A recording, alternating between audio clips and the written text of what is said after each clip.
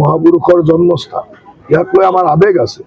ইয়াত জিকা নিজিকাৰ কথা নহয়, জিকিবই, কিন্তু তাৰ পিছতো আমাৰ বৰপেটাৰ প্ৰতি এটা শ্ৰদ্ধা আছে। বৰপেটা হ'ল আমাৰ স্বাভিমান।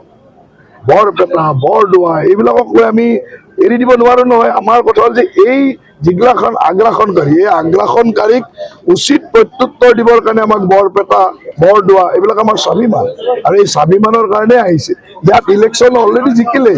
এই স্বাভিমানটো ৰক্ষা কৰিবৰ কাৰণে সকলো ৰাষ্ট্ৰীয় পৰ্যায়ৰে হওক, ৰাজ্যিক পৰ্যায়ৰ নেতা আমি সকলোৱে আহিছো এইকাৰণে যে এই স্বাভিমান আমি ৰক্ষা কৰিব লাগিব। বহুতে কংগ্ৰেছৰ দখল আছিল বৰপেটা বিধানসভা সমষ্টিটো, এইবাৰ কিন্তু খিলঞ্জীয়া যিখিনি মানুহ তেওঁলোকে উৎসাহিত হৈছে। ইমান দিনে ন্যায় ঘেৰি পেলাইছিল, এতিয়া সেইবিলাক আঁতৰি গ'ল। এতিয়া খিলঞ্জীয়াই ঘেৰি আছে।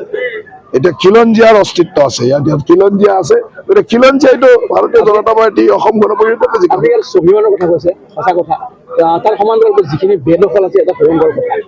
এই বেদখলৰ বিৰুদ্ধেও আমাৰ চৰকাৰ যথেষ্ট কঠোৰ, আৰু আমি যোৱা 5 বছৰত 1.5 লাখ বিঘা মাটি আমি বনাঞ্চল, সত্ৰ, ধৰ্মানুষ্ঠানৰ পৰা বেদখল মুক্ত কৰিছো।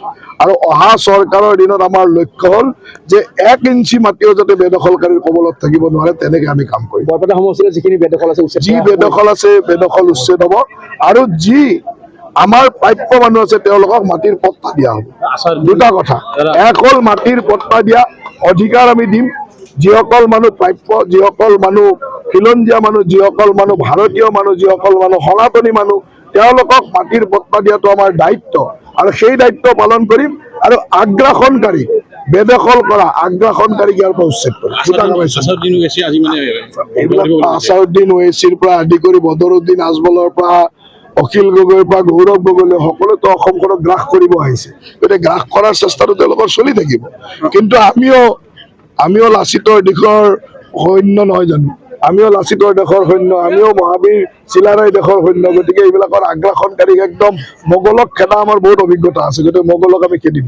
জাকিৰ হুছেইন সিকদাৰে কৈছে যে অসমত কংগ্ৰেছ চৰকাৰ আহিব, কি কোনে ক'লে? জাকিৰ হুছেইন সিকদাৰ। জাকিৰ হুছেইন তেওঁ নিজে জিকে নে নাই সেইটো চাই লওক।